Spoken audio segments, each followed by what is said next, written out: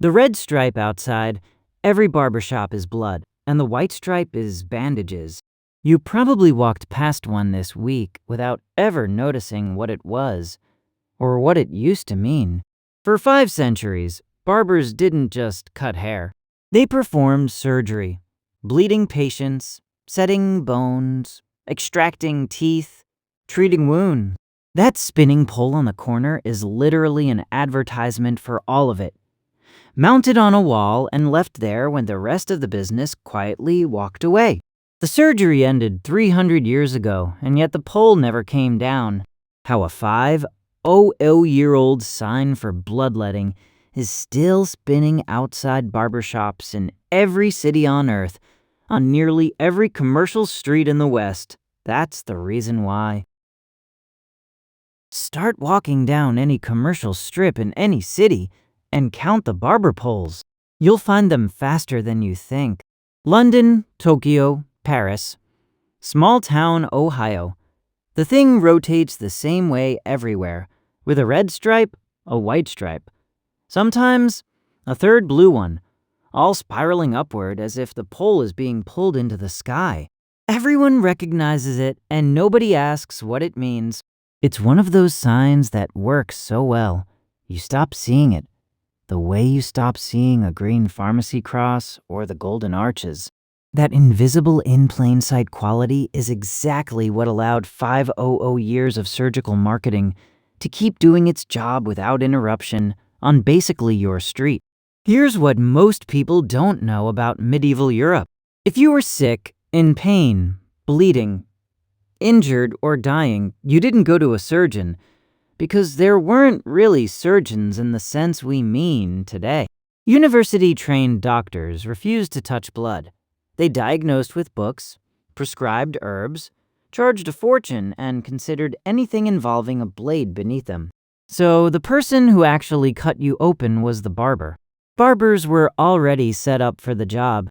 They had sharp tools, steady hands, and a clean-lit shop on the street. From around the year 1100 through the 1700s, the barber-surgeon was the de facto medical professional for most of Europe. Here's the actual object. Bloodletting worked like this. The patient gripped a wooden rod tightly.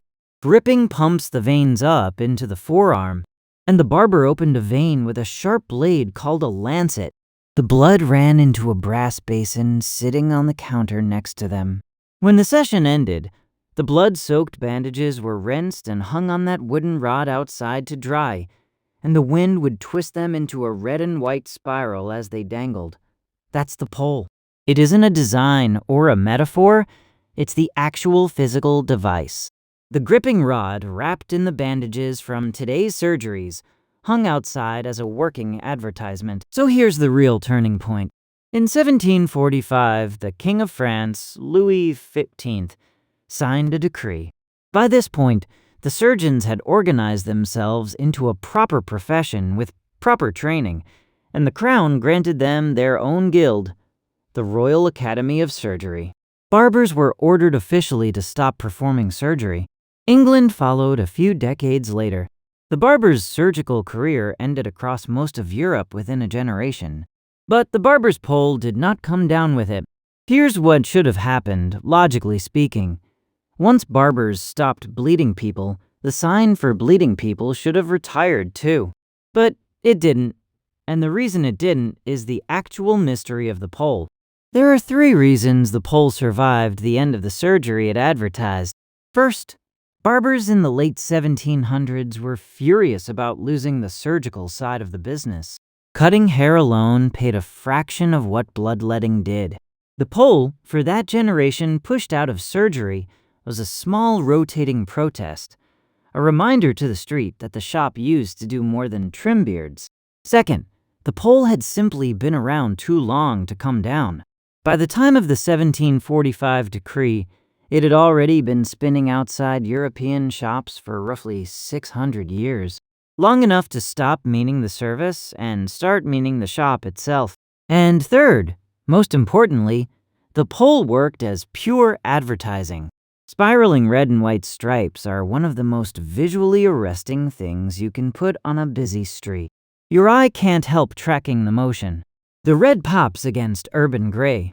The diagonal spiral creates the illusion that the whole pole is moving upward, which keeps it catching attention even when it's technically been rotating for hours. Effective advertising doesn't care about the origin of its symbols. It cares about whether eyeballs stop on them. So even as the surgical meaning quietly drained away across 3 centuries, the pole kept doing the one job a barbershop actually needed it to do: pulling customers in from the sidewalk. Here's where the American pole diverged from the European original. Before 1800, the pole had 2 colors: red for blood, white for bandages. Then the sign crossed the Atlantic with immigrant barbers. American shopkeepers wanted to differentiate their storefronts from European heritage and, frankly, to look more patriotic. So they added a blue stripe. There is no medical meaning behind the blue. It isn't venous blood, and it isn't a different procedure. It's just a flag stapled onto a bloodletting sign in the 1800s. Nobody bothered to peel back off. That's why European barber poles are still mostly red and white today, and why the one outside your local shop probably has 3 colors instead of 2. Go find the nearest barber pole. It's closer to you than you think. Look at the stripes the way you would look at any other piece of street advertising, and ask yourself what it's actually selling. The pole isn't selling you a haircut. The haircut is the secondary service the shop picked up once it lost the main one.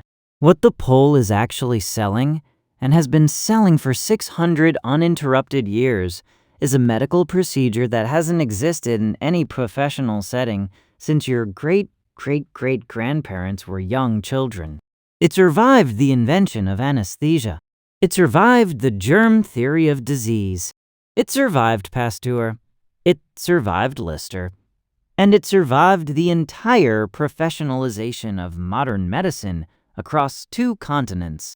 It survived world wars, industrial revolutions, the collapse of the guild system, the rise of franchise retail, and the arrival of every new sign technology from neon to LED. It is, quite literally, the oldest continuously operating piece of storefront advertisement in the Western world, still doing its job today on roughly the same corner it started. And the thing it actually advertises: a man with a lancet opening your vein so the bad blood can run out into a brass bowl, hasn't happened anywhere legal in 300 years. The pole kept spinning anyway. That isn't a design choice. That's a fossil with a motor, still turning. That's one of them.